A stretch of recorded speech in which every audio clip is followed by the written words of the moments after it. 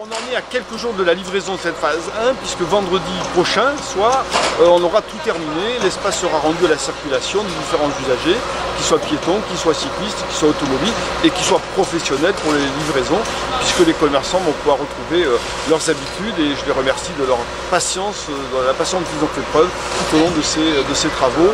On aura à la fin de cette phase 1 du chantier un objet très différent de ce qu'on avait jusqu'à présent, une requalification de l'hypercentre. Est-ce que vous pensez que ces travaux ont eu un impact sur la fréquentation touristique cet été, comme certains l'avancent?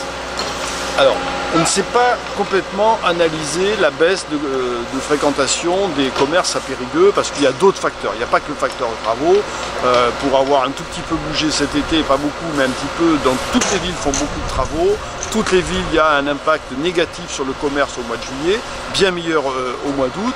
Moi, je suis de ceux qui pensent que les travaux, oui, c'est pénalisant, mais qu'on travaille pour l'avenir. Et donc, c'est important de pouvoir conforter l'attractivité par un espace apaisé.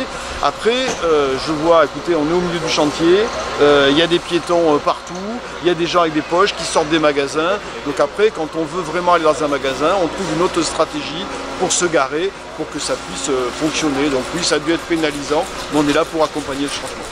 L'esplanade Badinter avait été dévolue actuellement à une zone bleue, stationnement gratuit pendant 2 heures. Est-ce que c'est une situation qui peut être pérennisée? Qu'est-ce que vous comptez faire de cette esplanade? C'était une mesure compensatoire par rapport à l'impact sur la suppression des places de stationnement le temps des travaux.